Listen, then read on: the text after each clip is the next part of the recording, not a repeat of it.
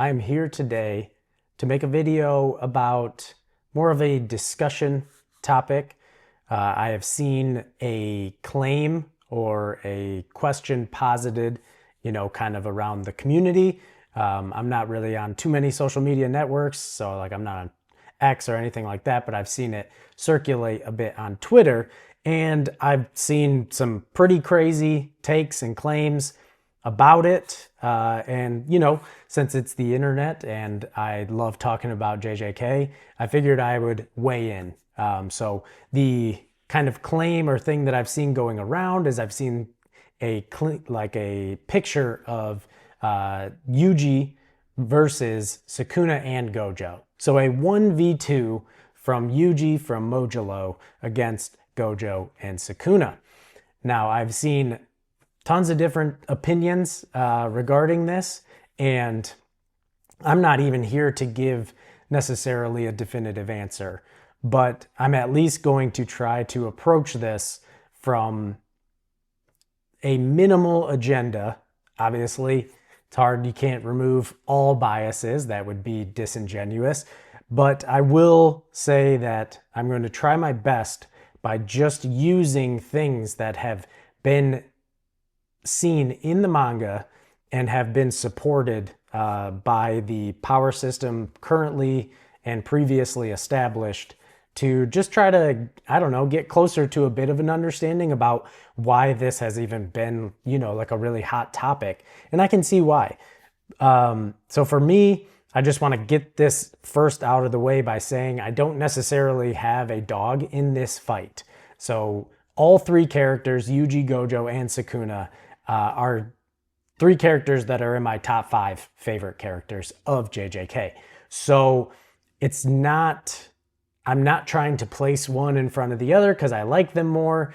They're all great. And I will also want to iterate right here for anybody that is going to just run to the comments and think that maybe I am doing any of this to downplay Yuji. I am not. I will say right now, I think that Yuji is absolutely on the same tier of strength as Gojo and Sukuna. I think, is there a discussion to be had that he could potentially be the strongest of all time? Absolutely. No doubt. Would I have any problem with him being the strongest of all time? No, none. So I want to get those right out of the way so that nobody can say that I'm trying to downplay Yuji in this video. Of course, people can still comment what they feel like. It's a free country and free speech. And especially if you don't actually watch the video or listen, you may just go ahead and comment anyways. So I just want to get that out of the way first. So first, we're going to jump into feats. We're going to jump into specifically Mojalo feats from Yuji and what people are using. There's going to be things that are actual feats that we've seen, and then there's going to be some inferences based on what we've seen applied to different aspects of the Jujutsu power system. So I'm going to dive into those. But first, we're going to start with the actual feats.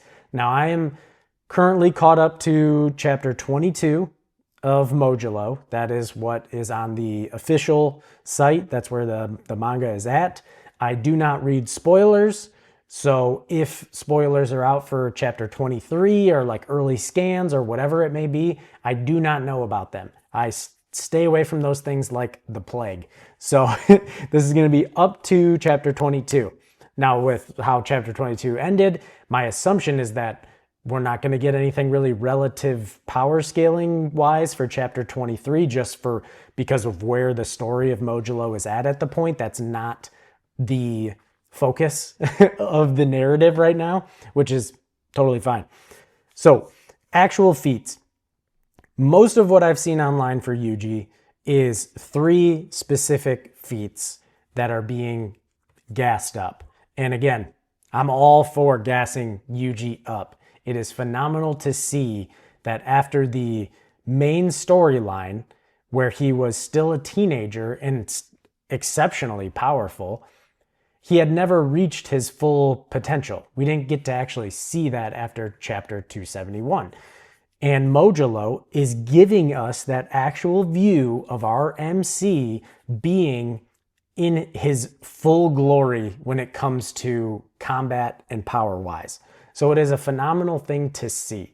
But I think a lot of the times people there's definitely recency bias, and there's just something cathartic about seeing the progression of the MC and his natural progression towards the number one spot. It's something that has narratively been done a lot in shonen manga. So again, I am not opposed to Yuji being the strongest of all time. But let's dive into those feats. So first of all, the first thing that we saw that was exceptionally impressive was Yuji's piercing blood attack into that skyscraper full of the sorcerers and the Sumerians. Now, I don't think it was a scale thing that was impressive. So like that it was encompassing the size of the building. I think that is very cool and a show of output.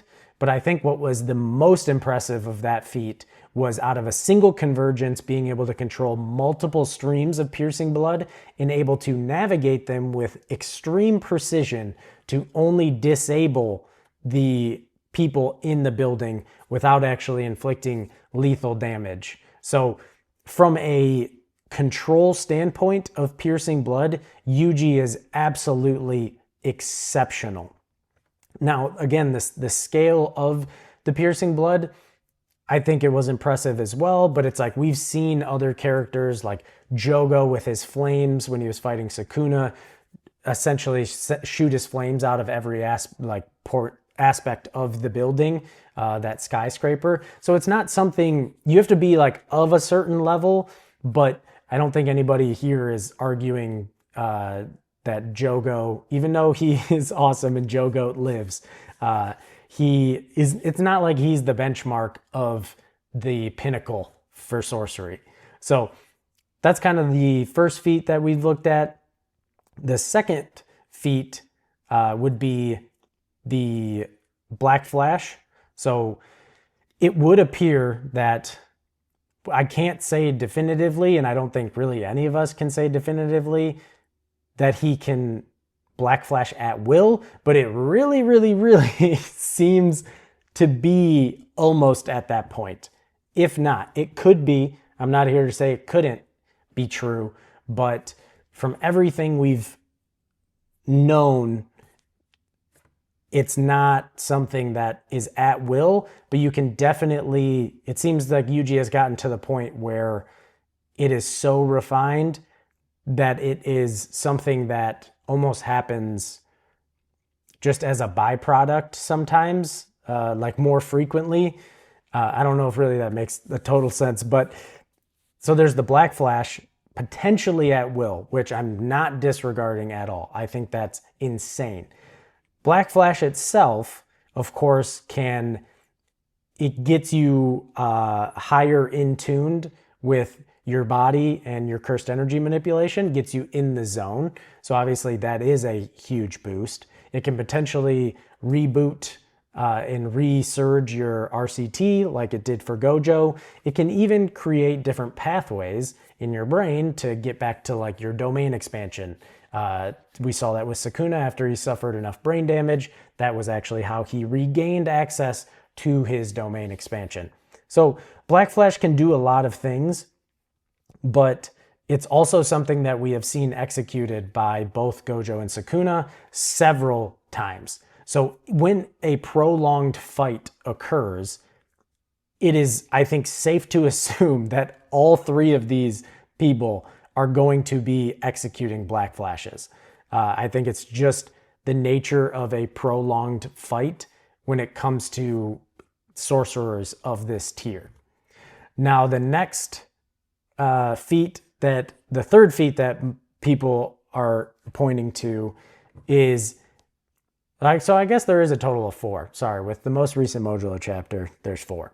So the third is going to be the dismantle that we saw used by Yuji to eradicate part of the large horde of cursed spirits. Obviously, he eradicated a large portion of them, and so did Tsurugi Rika combo with the Soul Split Katana, because they were in 2 separate locations. Now, this was a dismantle that had a hand sign and the chant of dismantle. So obviously that increases output, because we know that jujutsu and the mastery of it is the art of subtraction. So reducing chants, hand signs, gestures, anything like that is actually a sign that you are more skilled. So if you choose to use them, you are actually increasing the power. So this was obviously chant and a hand sign, and Yuji eradicated just a massive amount of low-level cursed spirits, because we know the cursed spirits that were fleeing Tokyo were all the lowest level. So it's not like the actual cursed spirits themselves are the part that make it impressive, because they are all extremely low level.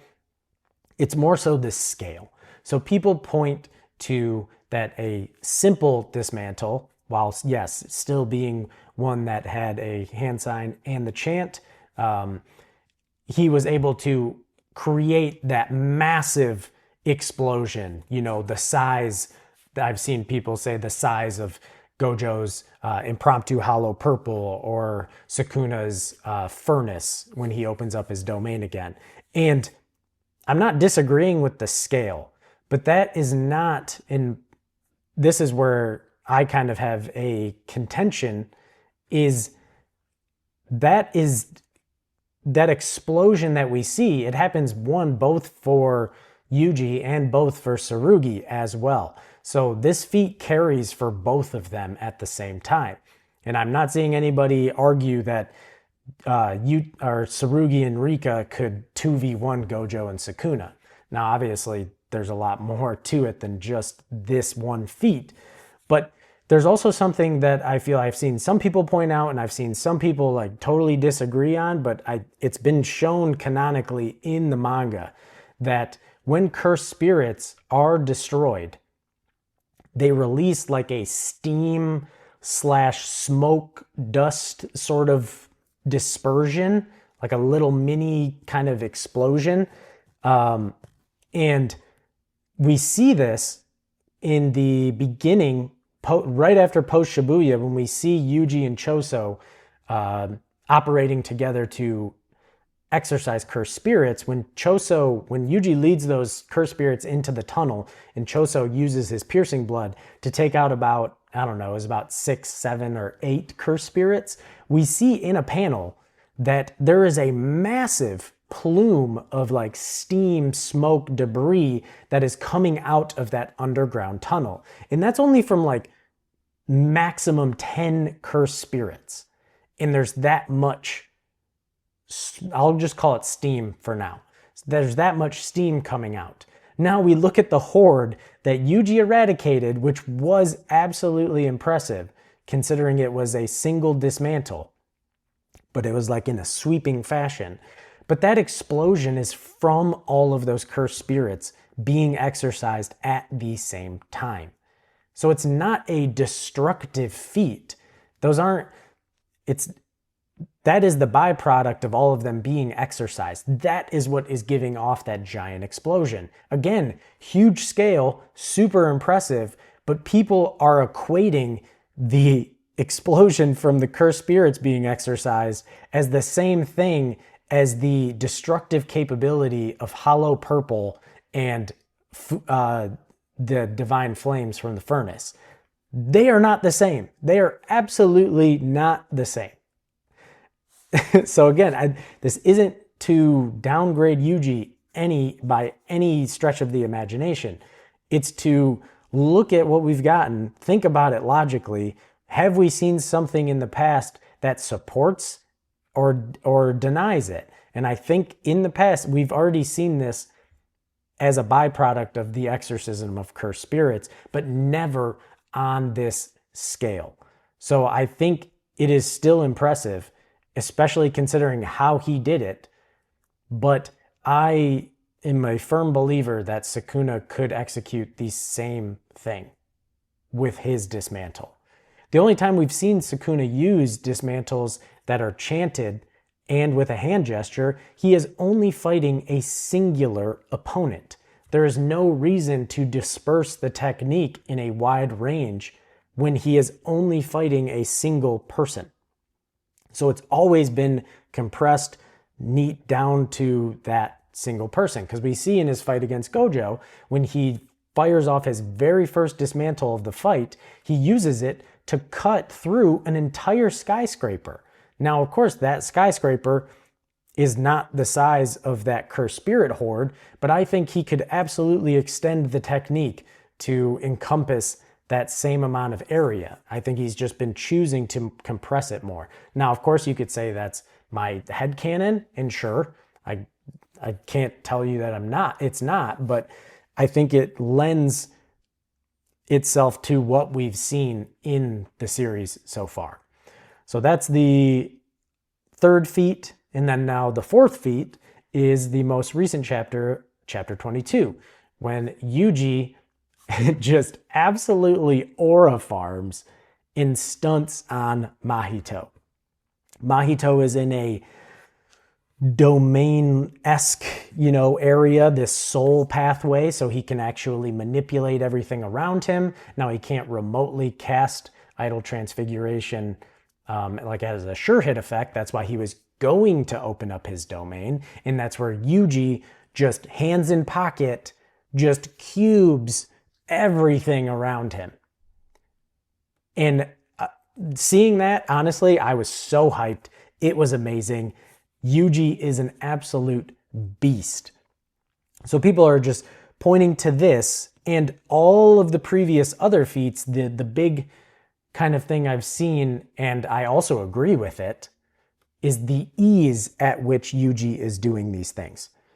I do not want to discount that aspect. He is doing it absolutely no stress, no sweat, chilling, okay? So that makes all of this stuff just that more impressive. But I have no doubt in my mind, again, if you place Sukuna or Gojo in that situation, they could do the same thing. Absolutely. We saw both Gojo and Sukuna go up against Jogo, another disaster, cursed spirit, same as Mahito. Jogo and Mahito, extremely relative. Obviously different skill sets, different kits, but in terms of power, they are so close to each other that they are essentially interchangeable. Now you can believe Mahito's slightly stronger, you can believe Jogo's slightly stronger. I think Gege had even released a statement that if Kenjaku fought either of them, he would have similar levels of difficulty dealing with either one of them. That lends to the idea that they are relative power-wise. Now I know Mahito grew throughout Shibuya, and by the end he was at his strongest, but I believe that was Mahito getting to Jogo's level, not prior. I think Jogo absolutely eclipsed Mahito until he finally experienced his true awakening after all the extra black flashes, all that stuff. So we saw both first Gojo fight Jogo, and you can't even call it a fight. Gojo was straight chilling, just messing with Jogo, and then used this special grade curse spirit, disaster curse, as basically a PowerPoint presentation on domain expansions. You cannot do that if there is even a 1% chance that that person could be a threat to you. That was just the clearest representation of you are nowhere near to me that there could be. It's like the same as Yuji standing there, hands in pockets, and just dismantling everything. It was nowhere near a fight. It was basically a joke, and Sukuna does the same thing. Sukuna at 15 fingers was so far beyond Jogo that he had to turn their fight into a game. It was a game of tag. All Jogo had to do was land a single blow, and Sukuna was like, yeah, I'll be on your side then. One blow, that's it. And he couldn't even do it, giving his absolute all. And we know that if Sukuna chose to, he could have eviscerated Jogo with his hands in his pockets back in the subway station where he took out Mimiko and Naniko. We saw when Sukuna first awakens that he sends out that first dismantle that they bow to, and Jogo goes on his knee and it takes the top of his head off. And then we see Sukuna use kind of like that same, fine cheese grater cubing on the girl. I think right there, Sukuna could have done the same thing to Jogo, and Jogo could have done nothing about it. So if that initial attack would have been the same thing, he's taken Jogo out right there. And that is a 15-finger Sukuna, not a 20-finger Sukuna, who is even stronger. So that is a cursed spirit on the same level as Mahito, getting absolutely disrespected by both Gojo and Sukuna at the same level as Yuji. Again, Yuji is doing it, staying still, hands in pockets. So I give him that. Like, he's got the aura. He is showing mastery over Shrine, but I just don't see anything from that feat or any of the previous feats. I think all of this has been to show through the modulo feats. I think this is all pointing to the fact that Yuji has reached the summit of sorcery with the likes of Gojo and Sukuna. I don't think it's to show that he has completely surpassed them. So all of these feats are impressive, but do I think that they show he's passed them, especially in a 2v1? Absolutely not. I don't think so. And this is where we'll transition from feats into two main arguments that I kind of have with other aspects that I've seen people point out. So we have the feats, but then the next is we talk about domain expansions. So I've seen people argue and make claims that with the addition of time for Yuji, while he's been in his unaging prime, that given that time, that his domain expansion refinement has also increased with that time. So time equals refinement. So that if they were to have a clash of domains, Yuji's would be more refined than both Sukuna and Gojo, and he would simply overwhelm their domains. So they're both in Curse Technique Burnout, and he would also have the sure hit effects that are going off on them as well. So he would just outright win in a clash of domains. This I completely disagree with. And I think we have a perfect case in point to kind of debunk that form of linear progression of domain refinement with time. So the assumption is time equals refinement. I disagree. And my perfect kind of case point is Kenjaku. We have Kenjaku, the either second or literal oldest sorcerer of the entire series, either him or Tengen. We don't really know who preceded who.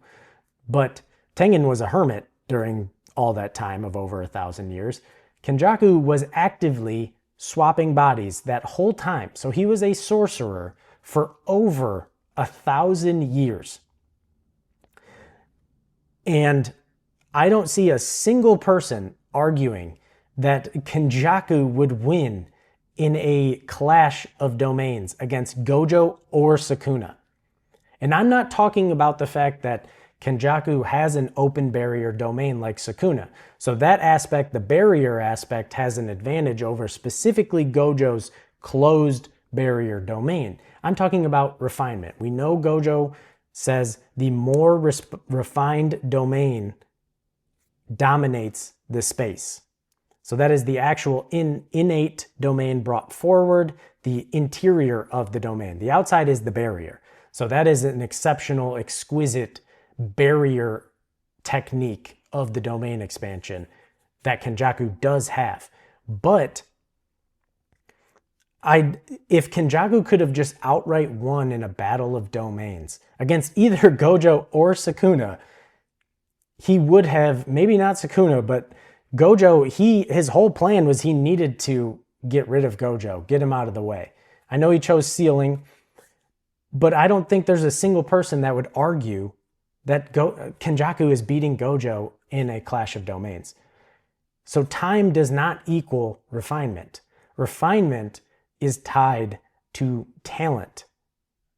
And it seems to be that there is an upper limit when it comes to refinement, because we have the two gods of the verse, Gojo and Sukuna, equally clashing with their refinement. So I think it lends to the fact that time does not equal refinement, and you can basically only get up to a certain point. Now, we also, unfortunately, we don't get to see Yuji open his domain in Modulo. We don't get to see him clash against anyone even remotely strong in this series. So I think it's just a bit disingenuous, or just ignoring obvious contradictions to that point, to say he just outright wins in a clash of domains. I do not agree with that. I think Kenjaku is a perfect case point for us to point to. So that's kind of like the first thing I've seen from people, their arguments outside of the E's, the feats. They also talk about domains that he just outright wins. And I simply disagree with that, but I would love to hear your, this is all a discussion. This is not, again, I'm not trying to give a definitive answer. I'm just trying to think out loud from my point of view and how I've interpreted the story within the confines of the power system, which is a perfect segue, because the next thing that I want to talk about is the integrity of the power system of Jujutsu Kaisen.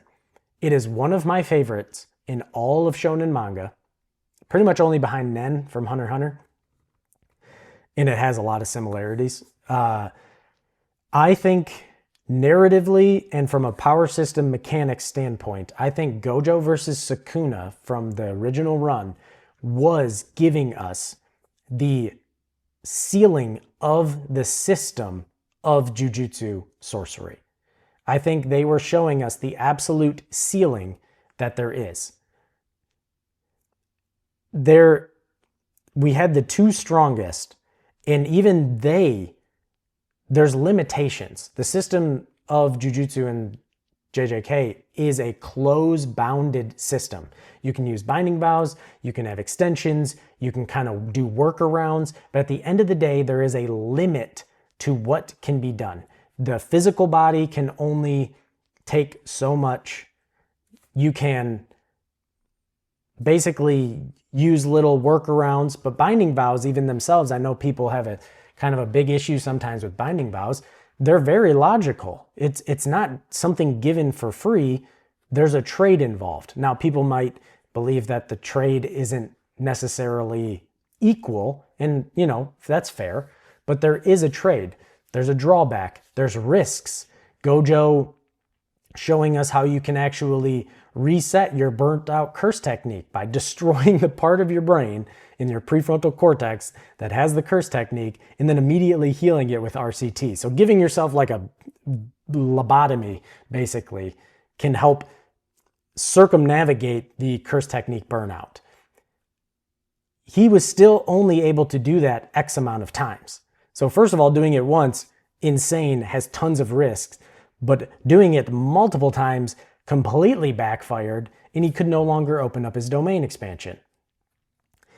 I think, again, that fight was to show us within this power system of this series, this is the summit.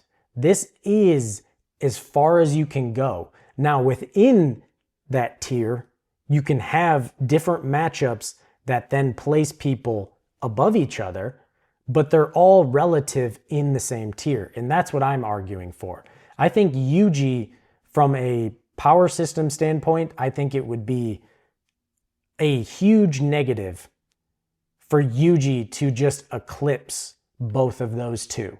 Because I don't think we've seen anything that indicates that. But then two, it would completely invalidate the power system we've seen so far. And I don't think that is the goal or the consequence that Gege is going for here. I don't think he wants that to be what comes across. So that is just, like I said, from basically, we've seen the mechanics pushed to the limit. And in this regard, we actually haven't seen Yuji push to that limit. Now, it's a short run series, never really expected it to, and clearly it's not like a Yuji focused. He's here, he's involved, it's bringing the narrative around from, the first run, but we have different characters that we need to focus on. But we've seen the mechanics pushed to the limits by Gojo and Sukuna. We have not seen that from Yuji. We have seen his mastery over his techniques, his finesse. We know his physical capabilities are off the charts. I think we've seen enough to absolutely conclude that he is at that same tier of strength as Gojo and Sukuna. But I don't believe we've seen anything that would indicate that he eclipses them, either of them. So, honestly, I think this is a really fun discussion. I think that having the constraints on the system is a good thing. I think it makes JJK more compelling. I think it makes the fights more interesting because it's not like a Dragon Ball where you just have more energy and I shoot a bigger blast at you and I win. It's more nuanced than that. We're working within a closed bounded system and we need to find workarounds. We need to get other people to reveal their hand first, and then we're trying to remove the cards that the other person has to play. And I think we saw a perfect example of that with Gojo versus Sukuna. And I think our boy Yuji has absolutely gotten up there. So I think, do we react emotionally and ride hype and agendas in the anime and manga community? Absolutely. Do I think that's part of it here? Absolutely. Do I also think a part of it is maybe people overlooking some things that we've seen previously established for the power system and just actual feats in the series? Yes. Do I think that I'm right about everything? No. So feel free to obviously, respectfully, I would love to have discussions with anybody in the comment section and amongst each other. Again, I want this to be a place of open discussion, not definitive answers, and always, just keep it respectful. So that is probably going to wrap this up for me. So again, I'm just going to end on the fact that 1v1, I think Yuji has definitely the potential to beat either of them. And again, he could be the strongest of all time, and I am perfectly okay with that. So I thank you if you sat through this long rambling. Hopefully some of these points and meandering thoughts actually made sense. And if not, I'm sure you'll let me know. But regardless, I appreciate you being here. I appreciate being a part of the community. And Jujutsu Kaisen is amazing. And this is actually one of the reasons. You can take power scaling discussions and actually make them fun, entertaining, and not necessarily into combative agenda pushing. So again, thank you. I will catch you guys in the next video. Peace.